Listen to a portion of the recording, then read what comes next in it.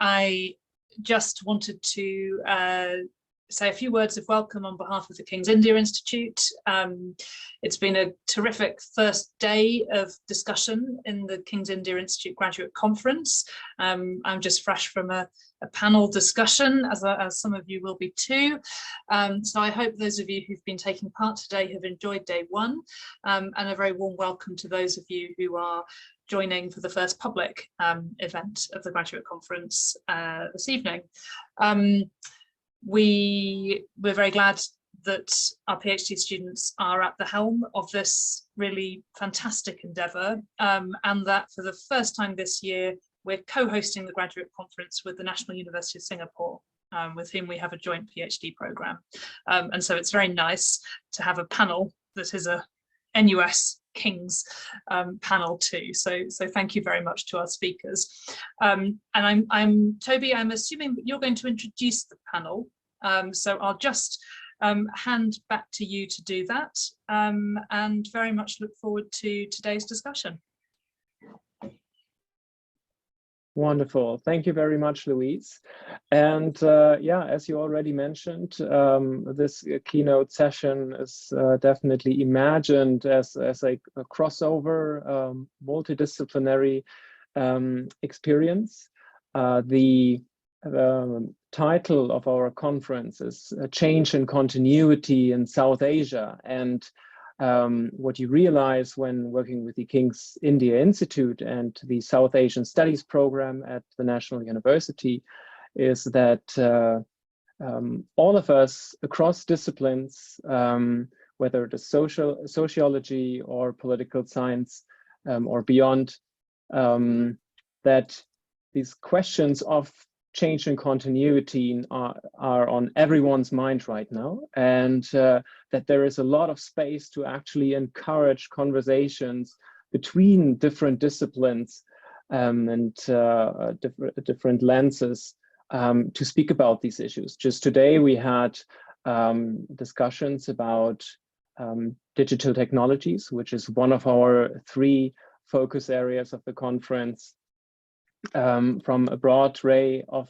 focuses. And I'm very happy that we can speak today with 2 scholars, one anthropologist and one scholar for international relations, 2 excellent researchers who have just published or are in the process of publishing a monograph with projects involving extensive fieldwork experiences.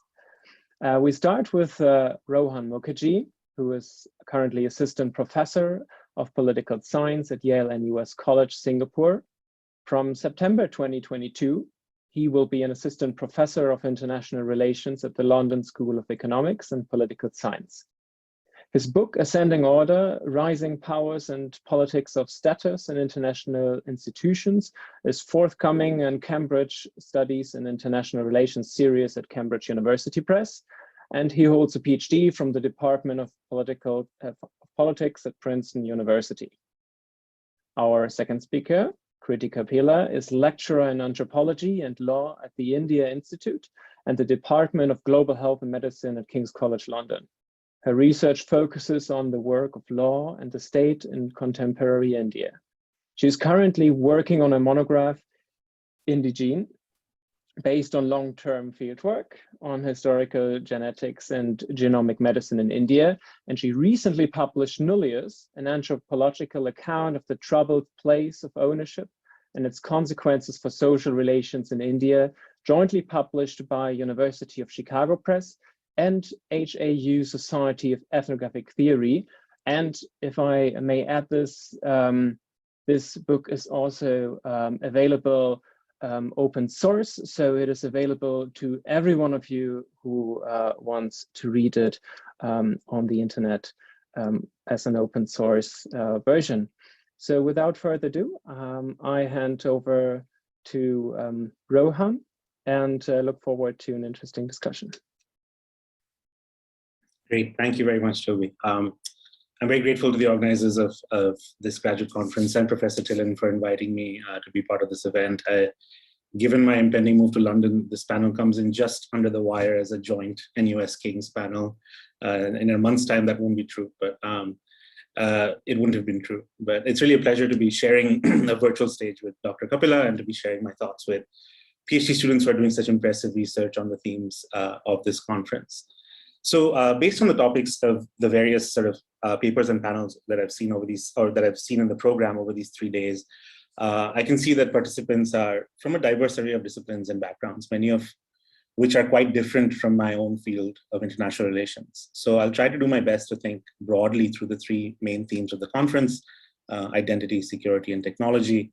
I hope that, as suggested by Toby and others, bringing international relations to the table might help us think more fruitfully across different levels of analysis, the international, the domestic, the regional, the local, and so on. I'll structure my remarks in terms of the 3 main conference themes, and within each area, I'll talk about some of the major research questions that scholars in my field have asked with regard to South Asia in recent years, as well as areas that are understudied and therefore ripe for future research. I'll also link my own work to these areas and clarify how studying questions of identity, security, and technology can shed valuable light on India's place and behavior in the world today, as well as on South Asian geopolitics more broadly. While it's virtually impossible for any single individual to specialize in every country in the region, I'll offer some thoughts on the region as a whole, as well as India's place in it. So on to the first theme, identity. In international relations, we typically study the construction of state identity, how it changes over time, and how it impacts state behavior. And to that end, scholars have often offered different characterizations of India's national identity and how it impacts India's engagement with the world. There's a robust literature on India's strategic culture, for example, with some work focused on Indian exceptionalism and moral leadership, while others focus on the different schools of thought within the Indian elite. More recently, the focus has been on a particular school of thought, Hindutva or Hindu nationalism, that has been ascendant in Indian political life. But much remains to be done even in this domain. It's one thing to delineate the landscape of elite thinking and self-conceptions about India and its place in the world. It's an entirely different exercise to link these lineages of thought to actual policy decisions and to show how identity interacts with material constraints to shape state behavior. So to put it simply, we have increasingly sophisticated accounts of thought, but very little on the link between thought and practice. And this type of work really calls for more micro-level historical and ethnographic studies of policymaking in the South Asian context. And I think many of the participants in this conference are doing that kind of work. So it's very encouraging.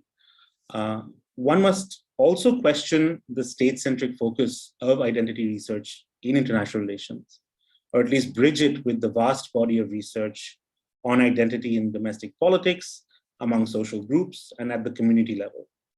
We need better theoretical concepts and empirical tools for studying the bottom-up construction of state identity in a way that can illuminate non-elite sources of thinking about the world. In a democracy, at least theoretically, this is not an empty exercise, and especially not in a country such as India, where the public's engagement with the world is increasing by the day. Equally, there's new and innovative work being done in thinking about the impact of various subnational and transnational identities on a state's foreign policy. Scholars have long interrogated the ways in which Indian foreign policy and diplomatic practice is gendered or permeated by caste hierarchies. And although this kind of work has not yet become mainstream, things are changing as emerging scholars are theorizing alternatives to existing dominant schools of thought. Thinking about transnational identities creates room for expanding the focus of research on South Asian IR beyond the country level, or at least for seriously studying the South Asian region as a source of national and regional identity construction. There are important social currents at these levels that shape the sense of self that national elites and publics have of their nations. One can think of interrelated and overlapping identities pertaining to post-coloniality, Afro-Asian solidarity, the global South, in addition to gender, race, religion, and other social relations in which national elites and publics are embedded. This is again a matter not only of delineating regional and international intellectual and social movements, but also specifying the channels by which an increasingly outward-looking public forms self-conceptions of its place in the world by both internalizing and contesting transnational identities. So these various avenues of research are promising, for their ability to help us comprehend both continuity and change in India's international relations. We can begin to go beyond the glib statements we see in public discourse about the death of the idea of India, the turn towards a quote-unquote muscular Hindutva worldview, and the current regime's foreign policy successes and failures from day to day. I think the better works in this vein, in fact, suggest both that Hindutva has always lurked under the surface of Indian public life, and that it often takes a backseat to more pragmatic considerations when it comes to India's external relations. The status quo is often a stable equilibrium in India's ideological and institutional landscape, and nationalism writ large has long been a feature of India's external engagement. The same, of course, cannot be said of India's domestic politics. And it's important to think about how that it will or might impact India's external relations going forward. At the same time, we can start to see the transformative potential of decentering the state and emphasizing subnational and transnational levels of analysis. This is a matter not just of understanding the world as we find it, but of trying to change it in ways that perhaps might make India and other countries better off. So recognizing the racial, gendered, and caste-based dimensions of statehood and diplomatic practice, exploring the possibilities and limitations of a regional South Asian identity in world politics, thinking about transnational actors and global lines of solidarity around specific issues. These are the beginnings of a more focused research agenda that might give us, as students of social science in a deeply distressed world, some tools to advocate for progressive change.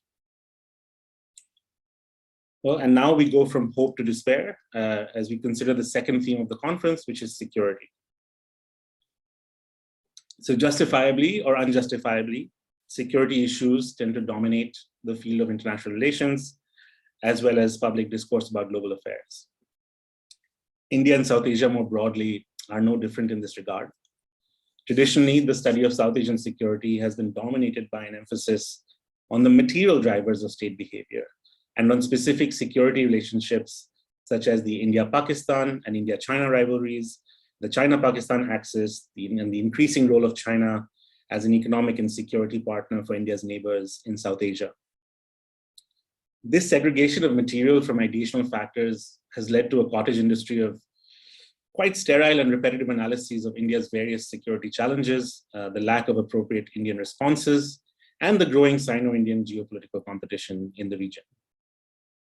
So in this area as well, once we shift the focus from material factors and think about how identity infuses security concerns and responses, as well as how subnational actors can shape economic and security relations, we enhance our ability to both understand and explain the world around us. And this is really the greatest contribution of the best recent scholarship on South Asian security, which is to move beyond the banal distinctions of this or that ism and a rigid focus on the international level of analysis, and to develop more theoretically eclectic and empirically rich accounts of geopolitics in South Asia. So recent research on nuclear decision-making, federalism and foreign policy, insurgency and counterinsurgency, and the role of democracy in India's foreign relations, among others, has done a great deal to open the black box of the state in the making and remaking of national and regional security in South Asia. These works lead us to think about three critical aspects that should inform any analysis of national and international security, which are security from what, security for whom, and security through what means. Decomposing the problem in these terms, of course, produces analytical clarity, but it also highlights the extent to which the what, whom, and how are the product of identity contestation, politics, and political economy. So issues as diverse as the intractability of the Sino-Indian border dispute, the construction of international migrants and refugees as threats, and the vulnerability of the world's second largest military to domestic insurgency and terrorism start to make more sense when we think about the various competing claims on state identity and resources that are negotiated through a fractious political process that ultimately produces a national response to security challenges. Thinking about security in these terms also opens up the most glaring lacuna in the study of South Asian security, which is the deeply undervalued area of non-military security. It's the mark of a poorly integrated region in terms of infrastructure, institutions, and identity that the most creative answer most South Asia analysts and scholars can offer when contemplating security from what is each other. It's only when we expand our notion of security to include critical aspects of human and environmental security, and when we understand the ways in which the region's geopolitical landscape can erode the region's ecological landscape, that we start to transcend the competitive thinking of state-centric international security. Reimagining South Asian security in this way can, in fact, help us move towards something that approximates cooperative approaches to transboundary and transnational challenges, which require more collective action today than ever before. I think it's equally important to divest ourselves of the framing of security purely in terms of threats and to think in terms of opportunities for collective well-being, without which South Asian societies will be doomed to applying the same lens of geopolitical competition to every new type of transnational problem. Now, these are hardly new thoughts or suggestions about what the field needs to emphasize. And yet, progress on this front has been very slow. And my generation of South Asia researchers certainly shares responsibility for this. Nonetheless, some scholars have been steadily working at these problems, and broadening the scope of inquiry, while also critiquing the assumptions underlying traditional conceptions of security, thus leading to more productive engagement with important contemporary problems such as climate change, refugee crises, and nuclear proliferation. So in my own work, I've tried to adopt some of these practices and focus on a question that bears on both security and identity, which is the approach of rising powers to the existing rules and arrangements of international cooperation, or what is commonly known as the international order. So my forthcoming book, which Toby very generously mentioned, argues that we should think about international order as what it primarily is, a social hierarchy. And we should think about rising powers as countries that particularly value their status in that hierarchy. So through detailed case studies of the US, Japan, India, and China at different junctures since the 19th century, I show that instead of taking a purely materialist approach to security, we can better explain cooperation and conflict in the international order by considering psychological motivations rooted in the identity of being a major or a rising power. In practical terms today, this means that the United States and other great powers cannot expect the full cooperation of new powers such as India and China on critical issues such as climate change unless they're willing to treat them as equals in international institutions. Needless to say, such equality does not yet exist. And I'm happy to talk about how that or why that is the case. The third theme of the conference, technology, is an old problem that has taken on new urgency in the wake of massive global growth in industrial and scientific capabilities since the mid-20th century, and perhaps even more so since the turn of this century. There is now a voluminous literature across disciplines on the social, political, and economic antecedents of technological change, as well as its effects at the individual, group, national, and international levels. Curiously, however, the international relations literature in South Asia is quite barren when it comes to thinking about technology. Barring a handful of works on India and Pakistan's nuclear journeys and on India's prowess in information technology, and a small group of scholars now working on cybersecurity, IR scholars are generally not engaged with technology as either cause or effect in South Asia. But on the other hand, meanwhile, historians of science have made significant progress in unearthing sort of long-durate trends in scientific and technological development, and scholars of science and technology studies have critically examined the role of technology in society and the economy. So there is progress in other areas, but IR remains curiously silent when it comes to South Asia on this topic. So this leaves open huge untapped areas that are ripe for further research. From an IR and political science point of view, important questions remain about the interaction of ideas, domestic politics, and external threat perceptions in driving technological progress in South Asia. For example, is the rate of technological progress structurally shaped by the concentration of global power, as some new recent statistical studies have found, or is it more dependent on individual personalities and organizational pathologies, as qualitative researchers have argued? Or how have changes in national, regional, and global identities impacted the purpose and pace of technological development? Has rapid technological advancement altered the balance of power in South Asia and the ability of smaller states to blunt the excesses of larger states? What are the challenges posed by new technologies for law and regulation at the national and international level? These are just some of the questions that scholars and policymakers need to unpack in order to fully comprehend the changes we're living through. To try and understand some of this in a broader global and historical context, I'm in the process of developing a second book project on the military technological choices of rising powers. So in particular, I'm thinking through the delicate balance that new powers seek between being perceived as good actors that uphold international law and norms around unacceptable military technologies on the one hand, and the need to invest in the most destructive technologies to catch up and even surpass the established powers on the other. So if you think about nuclear weapons or aircraft carriers and so on. So this mix of often contradictory incentives is likely to shape national technological choices with path-dependent effects to varying degrees for different countries. Now, a potential disadvantage of considering identity, security, and technology separately, as I've done so far, and as many scholars do, is that one does not fully appreciate the extent of their entanglement. I just want to spend a few minutes talking about that, or less than a minute talking about that. In some sense, battles over identity are at the heart of the choices nations make to address certain security problems and not others, and to invest in certain technologies and not others.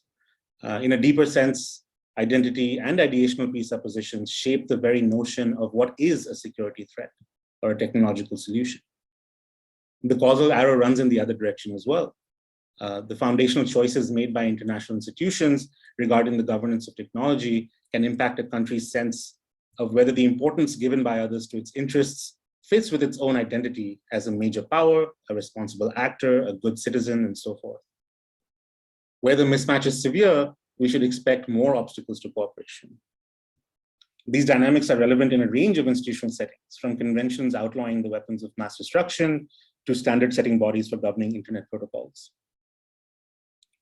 In the long term, changes in a country's external security environment and the regional or global state of technological advancement can even alter a country's identity, as we've already seen in the 20th century, when many post-colonial nations were gripped by the modernist imperative to invest in big science, infrastructure, planning, statistical methods, and computer technology. And we now live at a crossroads where historical decolonization is a slowly fading memory for younger generations, while the modernist technological imperative has only grown stronger. The focus of anti-colonial struggle has thus shifted to different forms of empire, including big data, big tech, and global standards for new technologies, which have considerable geopolitical implications depending on whose standards become universal.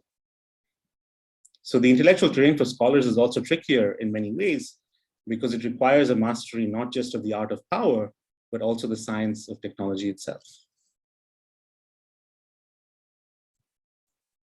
I have a couple of minutes. I want to close by briefly discussing the implications of my remarks for the study of South Asia. Although we're all here from different disciplines, I want to suggest that as students of the social world, we should all be thinking not just in terms of the particular, but also the general. That is to say, the study of South Asia should speak to broader debates in our respective disciplines.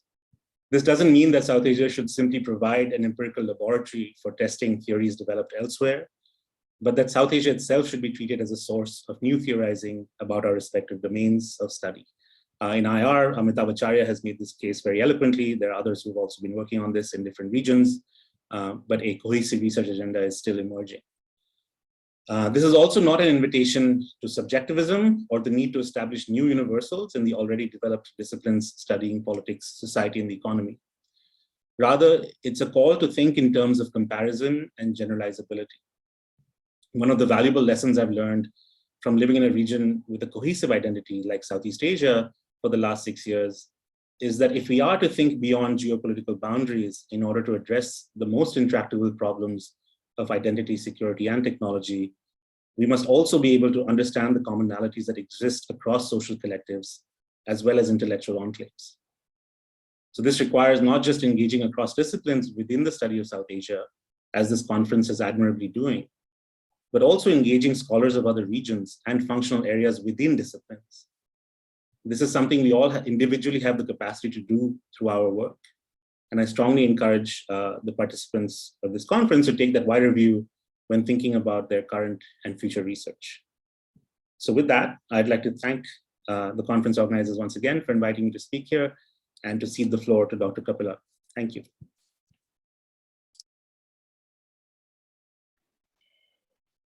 Thank you, Rohan, if I might call you by your first name. But first of all, also thank you to the organizers, and first warm congratulations to our PhD community at the India Institute and at NUS, and also a special thanks to those who are sitting in Singapore. It must be an ungodly hour to attend an academic discussion. So hopefully this should be short and won't try your patience or your sleep for that matter.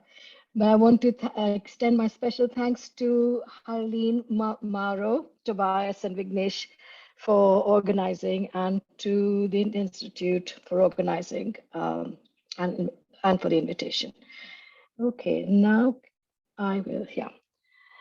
So I'll make a slight departure from Rohan's kind of structure, because I'm going to sort of to complement what he has said. He's actually very great detail has outlined the kind of big questions in the three key terms in terms of continuity and change.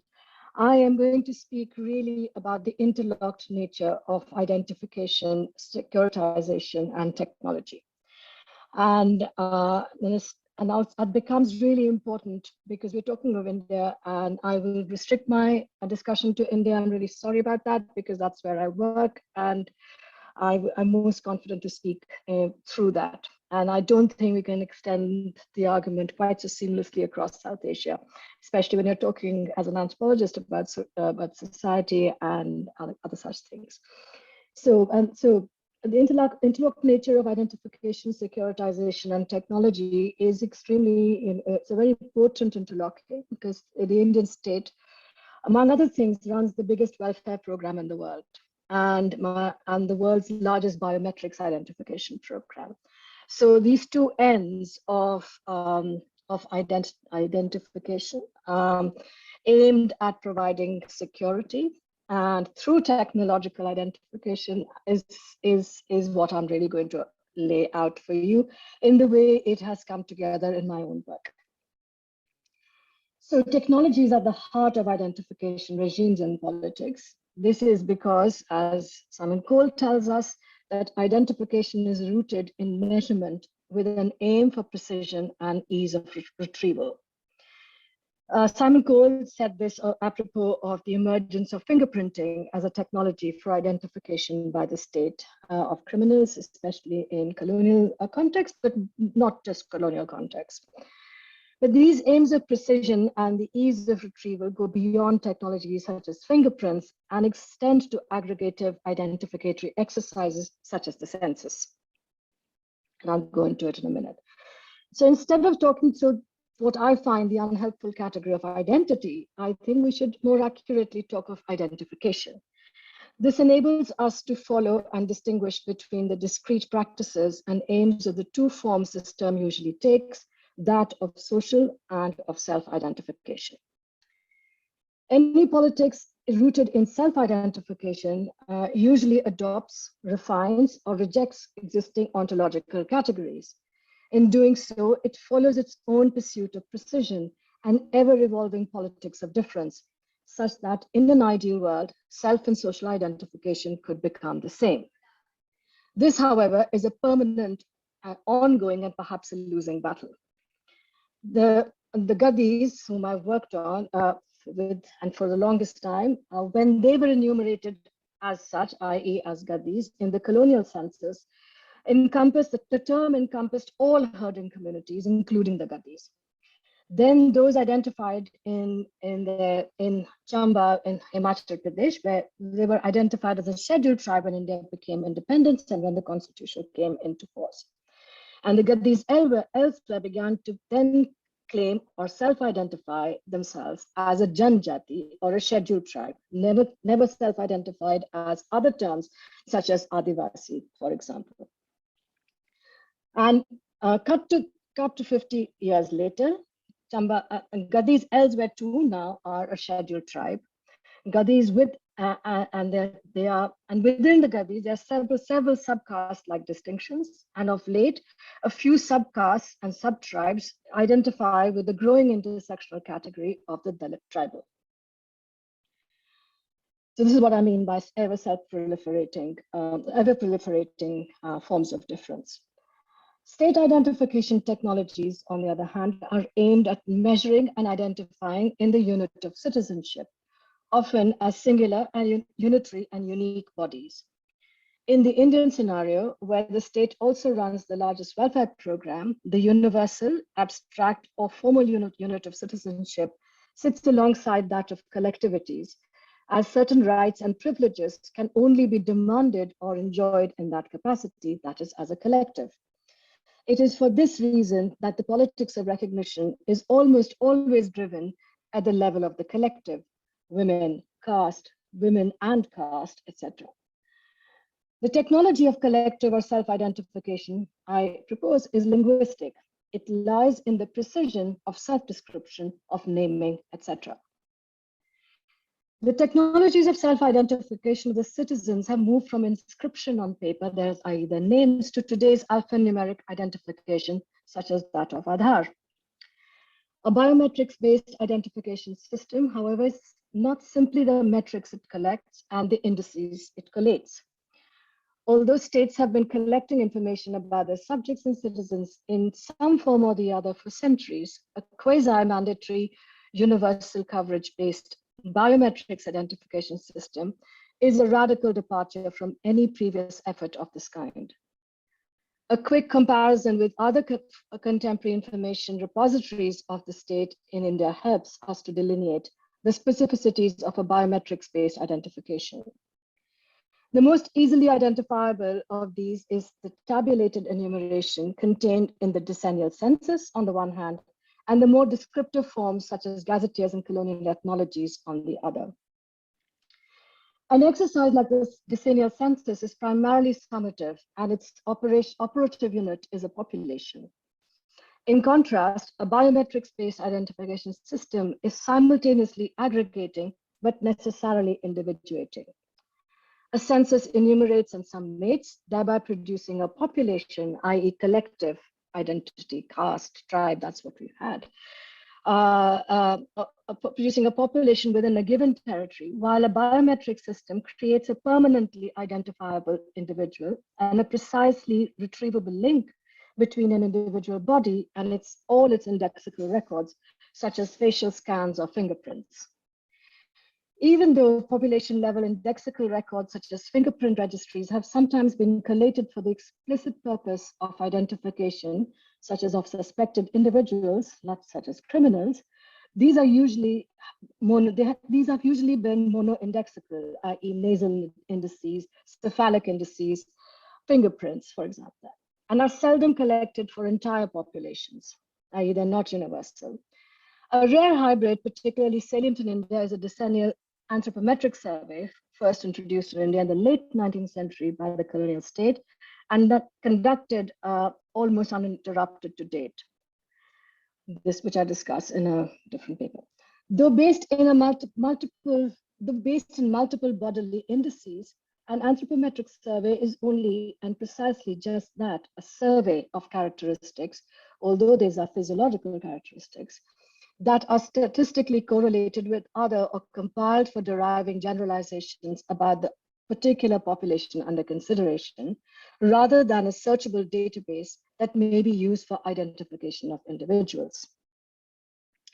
In this sense, Aadhaar at once combines the enumerative logic of the census and the identificatory rationale of the fingerprint. While its enumerative logic is based in its population-wide remit, its identificatory scope is fulfilled through a unique and altogether new metric, combining the biological and the sociological, comprising 3 corporeal indices and attributes such as age, sex, address, etc.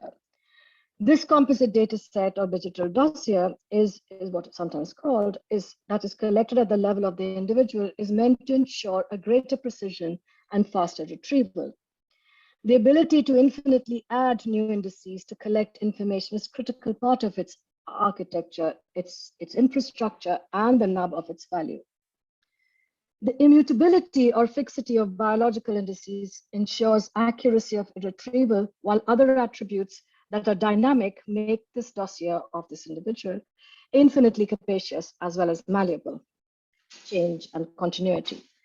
Changes to any dossier may occur circumstantially through movement, such as change of address or travel, through accretion, such as acquiring a new mobile phone or a new bank account, or through individual actions understood in this data universe as microbehavior, individual transactions, telephone usage, etc. And most of us, some of you have discussed in the afternoon session on accessing welfare schemes, which is for what this technology was originally designed for. Each of these variations can be tracked or logged, changing the individual dossier as well as the composite data set. This infinitely recombinant and generative potential is the linchpin of its value and the feature that fundamentally separates biometric identification systems from prior forms of informational repositories and identificatory techniques, such as statistical data sets and censuses or photographic records. As an identification infrastructure that has recombinance built into its architecture, individual attributes may be combined to understand not only the interrelations, but potentially to also predict future attributes. So technology is not the same as the essence of technology. Heidegger's famous aphorism exhorts us to delve into that distinction. He questions the deceived understanding of technology of both human activity and a means to an end. He argues that its main work is that of a bringing forth in making something coming into being. And in that sense, it is closer to the act of revelation than of making. The work for us is to reveal the truths of the technologies at hand, not just of the state, but those also deployed by ourselves in our own technologies of self-description, aimed at greater, precision of self-description, but for greater differentiation amongst us. I'll end there. I have questions for Rohan, but I will save them for the discussion. Thank you. Thank you very much, both to Rohan and Kriti, for your very insightful two presentations. And I can already say at this stage that we achieved our goal in having two very complementary presentations on the theme of our research, which was definitely enriched by your current research. As the moderator of the session, before we jump into a full discussion, I would like to take this privilege to raise the first question and want to come back to one point that Rohan actually pitched in his conversation, which was on eclectic approaches to research. And I thought, as two scholars in different fields, it might be very interesting for our audience of mostly PhD students to learn more about your perspectives on innovative and new approaches in your respective fields that bring together different theoretical or methodological approaches, and when you consider them promising. And perhaps also when you do not consider them promising.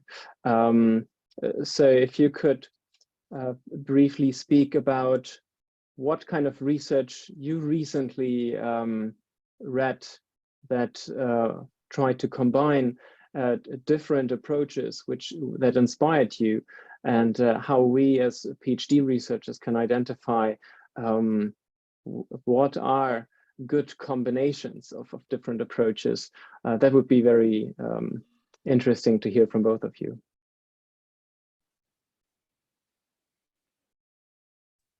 Who would you like to go first? I think Rohan, you first. And let's keep the order and the original order. Sure. Yeah, I think so. my biggest sort of gripe with a lot of, I mean, I was guilty of this in grad school as well, sort of thinking very rigidly in these, how IR is, right? There's the canon, there's the realism, constructivism, liberalism, everyone learns their ABCs, and then they go about sort of doing the horse race theory testing kind of work, where, what explains this better? Is it realism? Is it constructivism? The world is, first of all, those are paradigms. They're not actually like theoretical, they're not concrete theories with real predictions, right? You have to draw out predictions from them. And that itself suggests that a theory can actually take elements from different paradigms depending on the situation in which we find ourselves. And I think in the year 2022, it's okay to admit that states care about more than just material self-preservation, security, all the good stuff that John Mearsheimer talks about all the time, right? So I think it's okay. So then the question becomes not whether states only care about security or about psychological goods and status and prestige, but about the conditions under which they're willing to sacrifice different things in the set that they care about to achieve what they, right? So in a sense, in some situations, when I see an opportunity to earn status, I will perhaps sacrifice some amount of security or material well-being. In other situations, I will not do that. So then the question becomes, how do we understand those conditions? And I think a rigid focus on schools or paradigms doesn't allow us to necessarily traverse and understand what happens across levels of analysis or even in empirical cases. So I think my problem is largely with that kind of and even today, like, people are still debating realism on Twitter, and I just cannot handle it anymore. Like, I think we need to sort of move beyond that. We're stuck in the 1990s in some respects, at least the people in the broader IR field. And so I think South Asia can be a very productive place where we can generate new ideas and new ways of thinking about how, subnational entities, the domestic, ideational, ideological, all these factors come together to produce state behavior in interesting ways, right? And it's time to sort of move away from that power-centric, interest-based sort of American model of thinking about the world. So that's really where I was coming from on that. I'll refrain from mentioning specific examples other than calling out John Mearsheimer, because everyone does that. So I'll just leave it at that. Yeah. So I just wanted to say that I think I've done a full circle, in the sense I have always worked with several kind of sources. I read widely, I read eclectically, but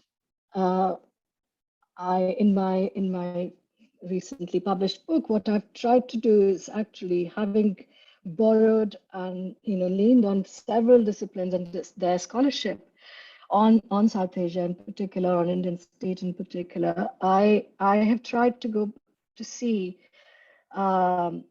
whether one can actually do, whether one can actually describe what is happening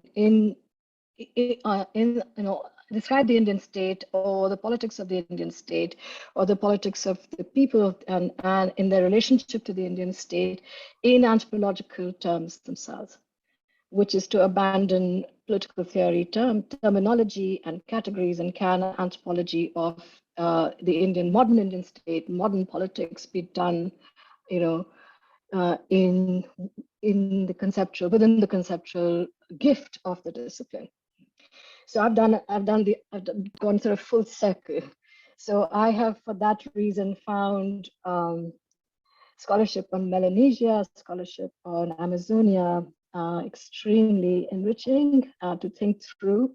And also, I think it's remarkable, if we sort of look at what the conceptual repertoire is, in some ways, this was related to a question, not a question, but in what I would engage with Rohan with, was that whether one can actually mobilize some of those some of the knowledge about India, the social knowledge about India, or social categories through which we understand India, not in terms of India and the world, but India within itself. Can that help kind of shift a little bit, open up what you call the sterile debate or sterile discussion in IR or foreign policy scholarship? So if you say that, for example, that the international order is primarily very hierarchical, and which I caught you saying that as and India is a society that nowhere else knows hierarchy better than India. And can that kind of anti-hierarchy politics within India, in society, provide some kind of insight or inroad into understanding how to fight, how to oppose, how to kind of even write or discuss, write about or discuss international hierarchy in the international world, for example, is what I would say. This is the kind of stuff I've been trying to do, is to kind of redescribe contemporary India within anthropology. That's a very roundabout way of answering to Tobias's question. I'm sorry about that. If I could just pick up, I mean, I think that's a great question, and I think it's really important because there are so many. So I noticed that there's a panel on social creativity in the conference, right? And I think in thinking about hierarchy, I at least think about how those who are sort of lower ranked in the status hierarchy by no fault of their own seek to kind of have their social identities recognized in different ways. So the politics of recognition and non-recognition at the international level. And I think what happens at the domestic level, for example, with Dalit social movements or with feminist movements and so on, has a lot to teach us if we take a step back and think about the social psychological dynamics of what's actually happening in the domestic hierarchies, right? So I think there's definitely very interesting parallels in terms of how groups mobilize for recognition, the strategies that they follow, the coalitions they build, and the conditions under which they might engage in cooperative or non-cooperative behavior to achieve that recognition. Absolutely. And I was going to, I mean, this also has for me the parallel, if I might, Tobias, if I can just carry on for 2 more minutes. I mean, it has parallels for me even on the question of security, because security, when IR scholars use security, it's in the strategic sense of, you know, two nation states actually, and you know, whereas it's a term that is very, very often used as a synonym for welfare in policy literature, domestic policy literature. So I mean, that I realized I've completely skipped one whole page, which was all on my paper, which is all about, you know, what the security the state offers as a ruse for identification. It's practices of identification, so security from war, security from, but it comes at a cost. So, you know, whereas IR theorists and scholars deal with only one aspect of security, it would be actually what you've tried to do, like talk of, you know, security in the bigger sense of climate, you know, from climate change, security from poverty and things like that. Yeah. So there is I guess there's instead of becoming methodologically eclectic, I think if one could become conceptually a bit more fluid, that might be the next stage of scholarship, I think. Yeah. Absolutely. Great. Thank you very much already for this first interaction. I would take this chance to open up the floor to questions. First, Kriti already asked one question to Rohan. So Rohan, if you have any question to Kriti, I would of course like you to go first. Sure. I was just, I guess, thinking through this issue of, again, coming at it from a very different perspective about Aadhaar and sort of digital identification.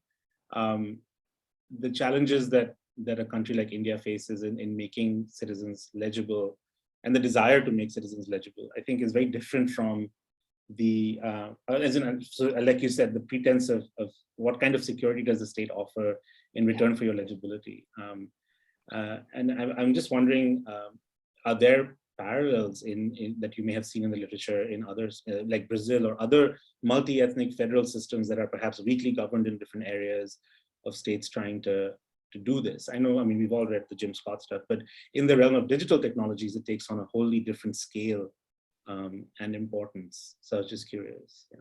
No, I think you're absolutely right. I think it's a very distinct technology. I don't think it has parallels as of now.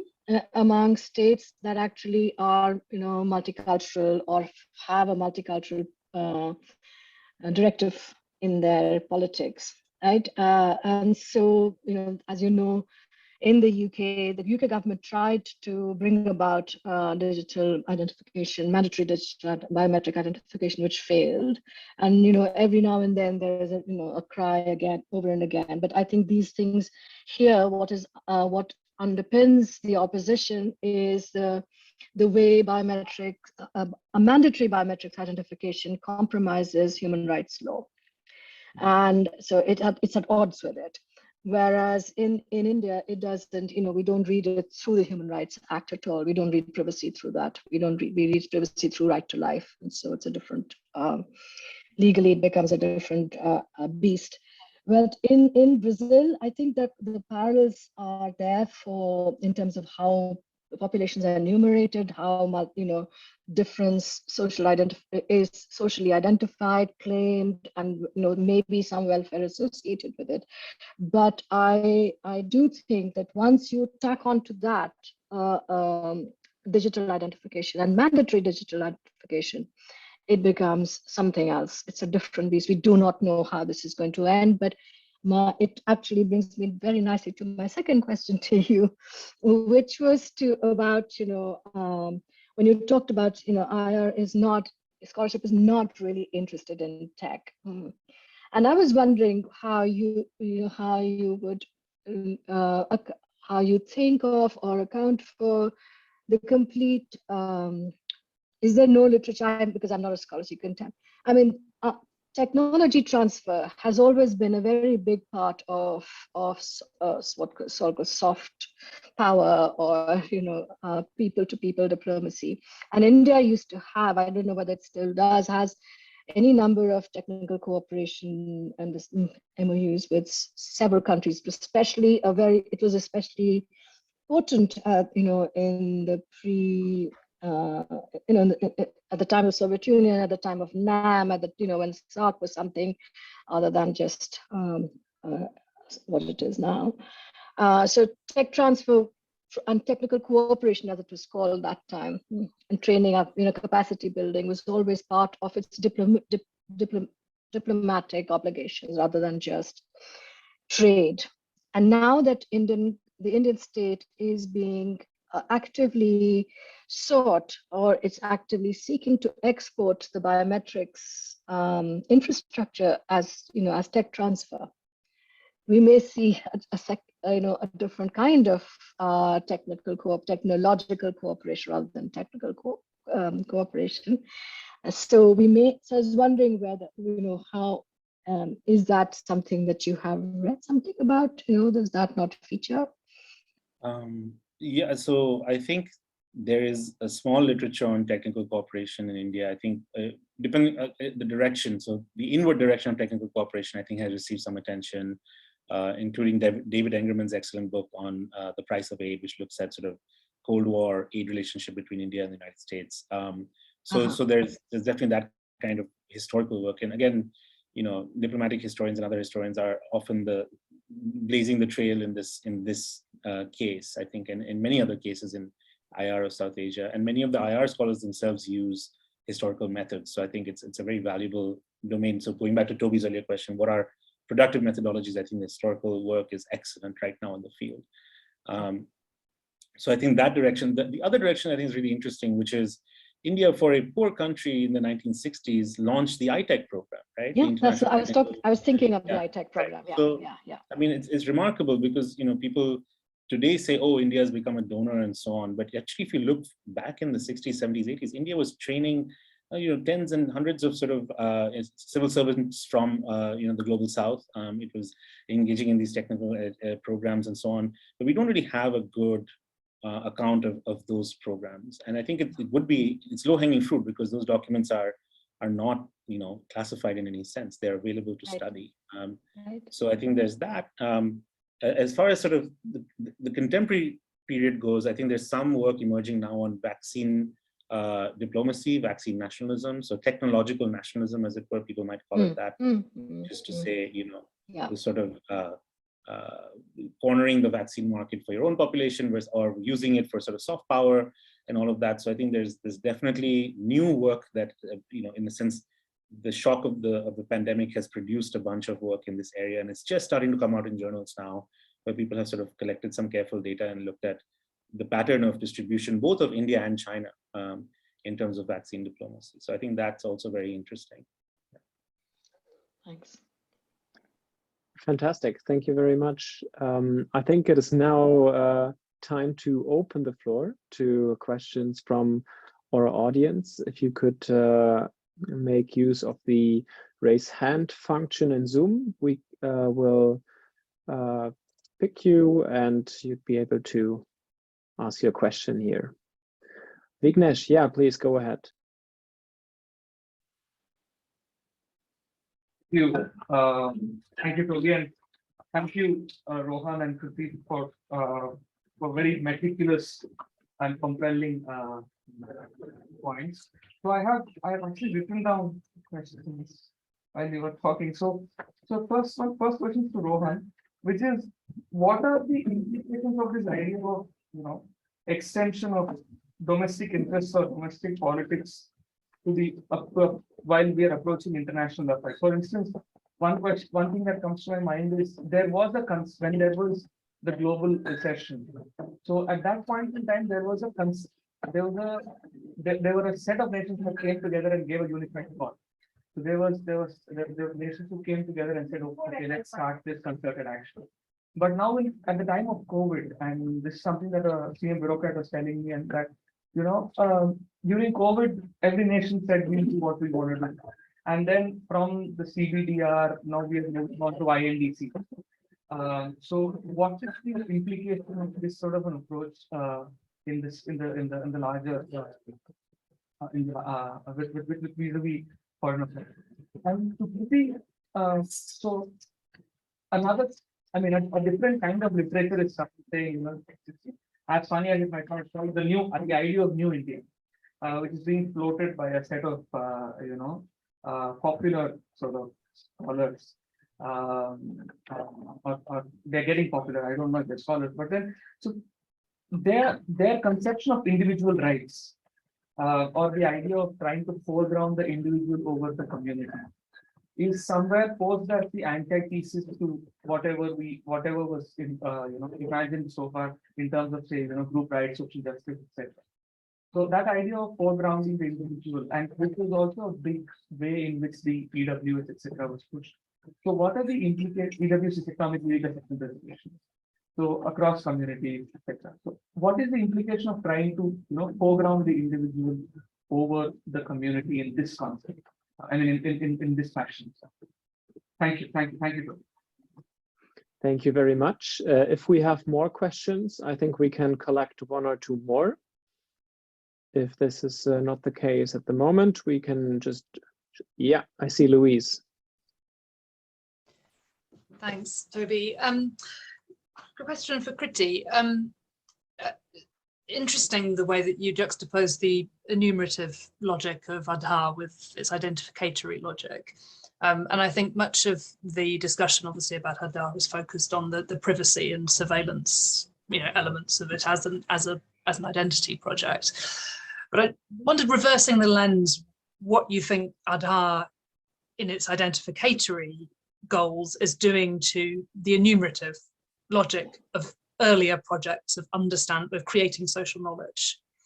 Creating social knowledge, yeah. Creating social knowledge, yeah. Because I think at the moment we have, and this was a conversation we had on the last panel before this this discussion.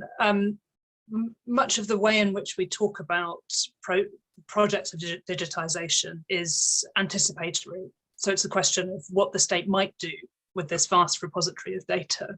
But the creation of this repository of data is happening simultaneously with the erosion or deinstitutionalization of other older methods of knowing the population. So whether that is the delays or manipulation of data release from the NSS, the delays to the census, debates about what the whether the census should contain caste and so on. So that that there is simultaneously with the project of Ardar, we're seeing older methods of creating social knowledge under strain. So just wonder what happens for you when you reverse that causal arrow. Thank you very much. Do we have one more question?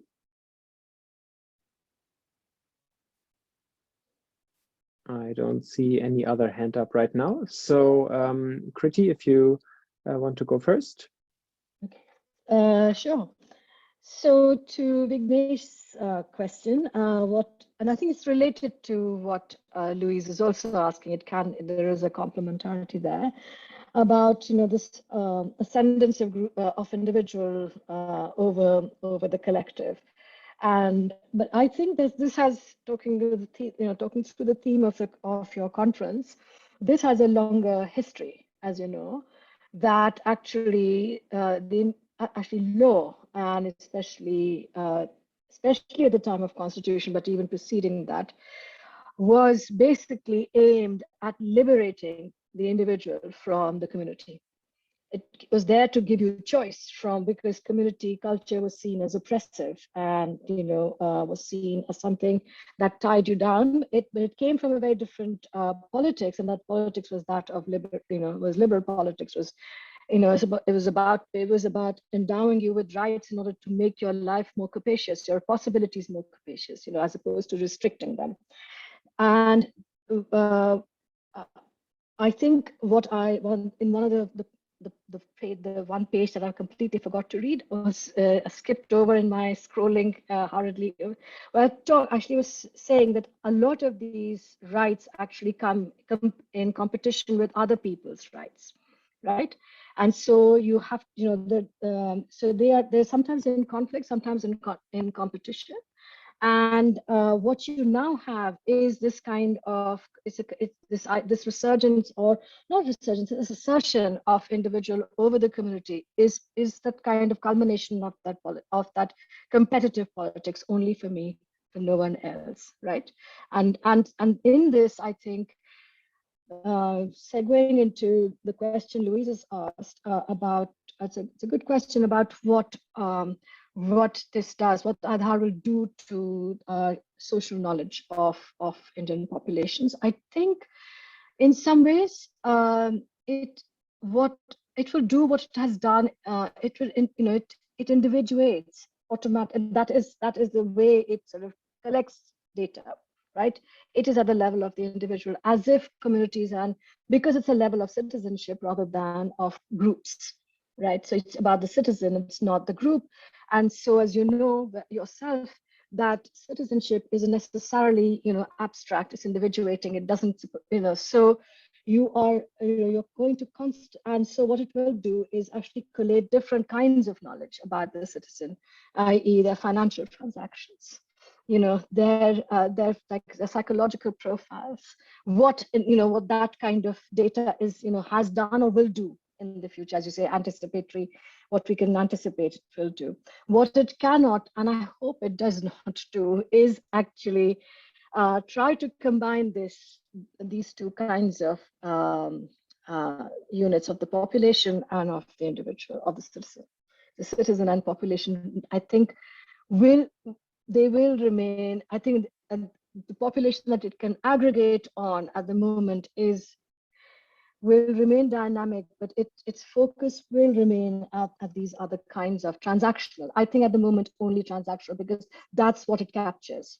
But it doesn't mean that this is all that there is left to it, or it's exhaustive of its possibilities. I am quite sure the minute you start collecting, as it is already happening, the minute you start entering your caste into the next transaction, you will start getting these profiles. But these are the I guess the aim of that, or the repurposing of that data will come from a very different place than the census did, and household surveys, national service, sample survey did. It was not.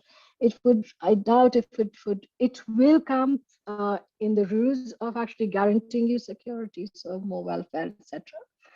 But that's not where it will end, because by definition that data is lively. That's a good question. Thank you. I think we can go to Rohan and the question that was posed to you. Thank you for that question. Is it Vignesh? Okay.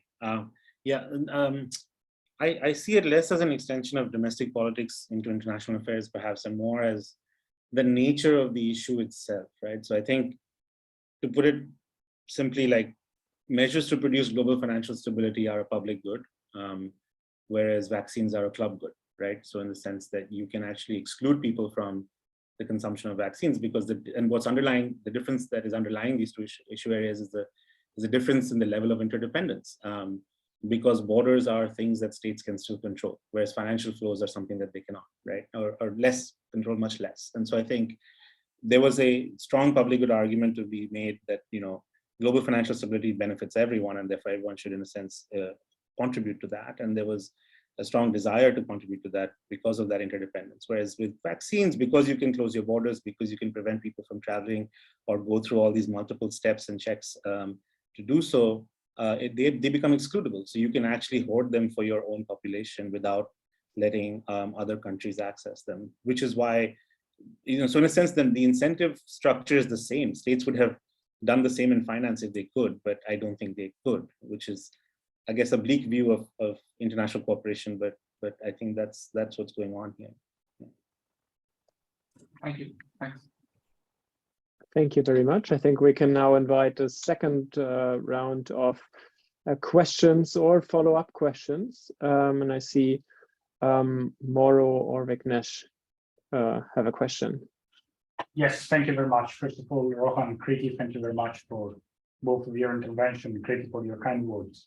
Rohan, I wanted to ask you about the Indo-Pacific. Indo-Pacific is a region and a concept that is deeply linked with security, and it's deeply changing. It's the idea that we used to have about the Asia-Pacific security framework.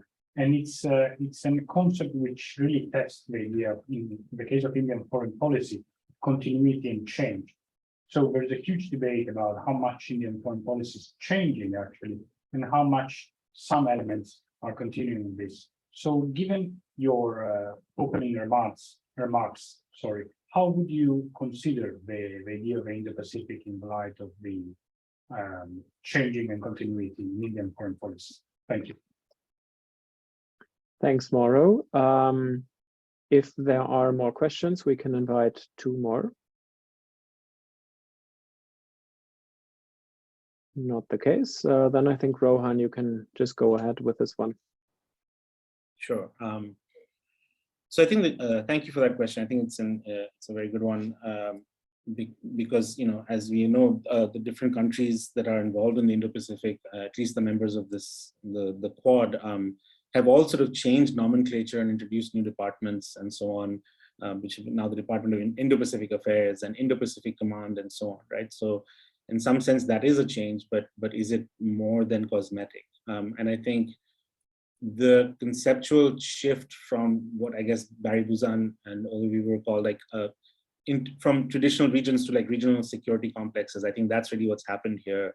A political sort of move engineered by people like Shinzo Abe and others into sort of linking the two oceans, as he called it, right? So I think there is definitely a change in how India conceives of the geostrategic space, but there are huge amounts of continuity in how India operates within that space. I think India still looks out for its own interest rather than perhaps contributing to any kind of collective effort at containing China or anything like that. India will go along with events and institutional arrangements so long as things are looking bad with China. If you notice, it's only after the Ladakh incident of mid-2020 that India really ramped up its talk about the Quad and attended all these 4 summits and wanted to do all this cooperation on vaccines and so on. So I think there's always going to be this compulsion that, given that China is India's biggest economic partner, given that India has its own great power aspirations and doesn't see itself as subordinate to US designs in the region, which arguably Japan and Australia are much more than India. I think there are huge amounts of continuity in the way you see, for example, the external affairs minister talking about India creating options, creating leverage, etc. I mean, these are just new words for non-alignment in some way or the other, right? It's non-alignment without the post-colonial sort of moralism of Jawaharlal Nehru. That's what strategic autonomy is. Ultimately, it's still this desire to avoid entangling alliances and to sort of chart an independent course for India. That I don't think has changed, no matter what we call the Indo-Pacific. Thank you very much. Do we have more questions at the moment? Vignesh? If there aren't any, I have a follow-up. Kriti. Yes, sure, go ahead. So which is, and you, in fact, thanks very much for actually talking about how this led was a, it started from where, where we, the idea of, individual over community was because it was liberating in a certain sense. But now it's the same vocabulary, but used for different ends. And for instance, now Rohan was just to give an analogy, Rohan was talking about, it's the same non-alignment, but without the morality. So in that case, what does then, yes, at that point in time, communities were oppressive constructs, but then therefore we had administrative categories, as you had explained before in the masterclass. So, but then those administrative categories are also sort of, now in a certain sense delegitimized to achieve or to sort of somehow, curtail the individual who is supposed to come out of the oppressive setup, but then he's again pushed back, he or she. And in this case, the she is pushed further back than the he. So what is changing, or how does this sort of, reimagination with the similar vocabulary sort of, imply for the larger idea of, for the larger ideas of equity, for instance, equity or justice, sorry. So, yeah, I think so. That's why I said that, when I said, I mean, some of these things, some of these laws, for example, have colonial origins. And so it's famously, as Chris Bailey has written, that, liberalism begins with the whole Sati case, right? That's when, so that's the liberation of, of the individual from the community, or whatever, the ills of the community.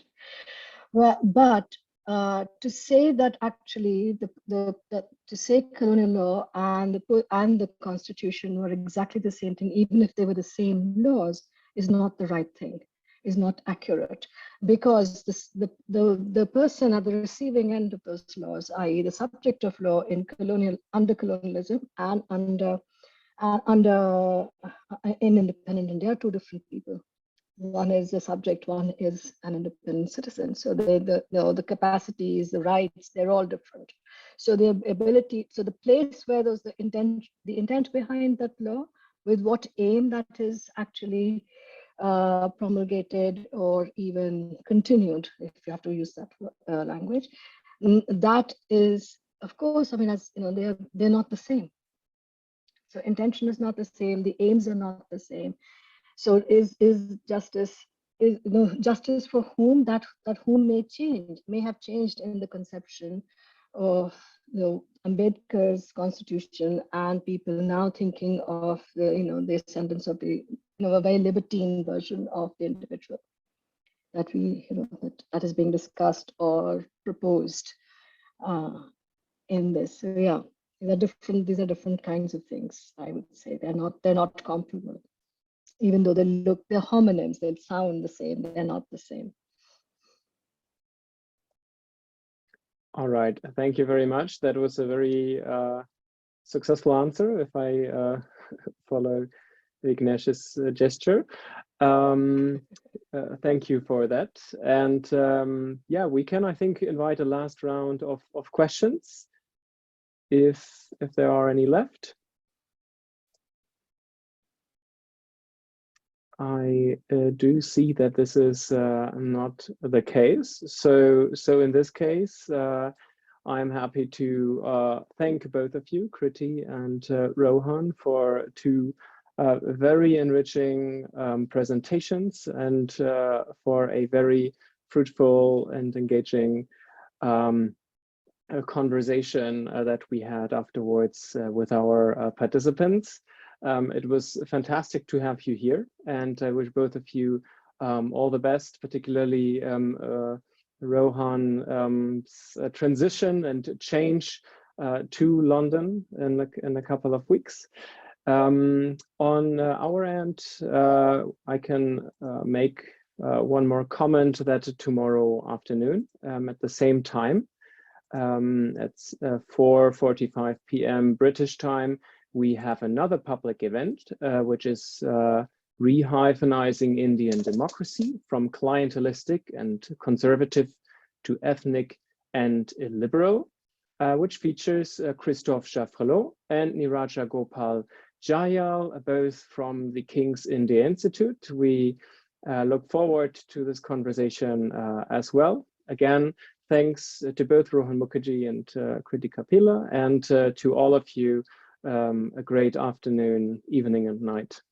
Thank you. Thank you. Thank you. Thank you, Rohan, as well. Thank you. Thank you, Toby. Thanks very much. And yeah, love to meet you. And thanks for the questions, everyone. Thank you. Bye.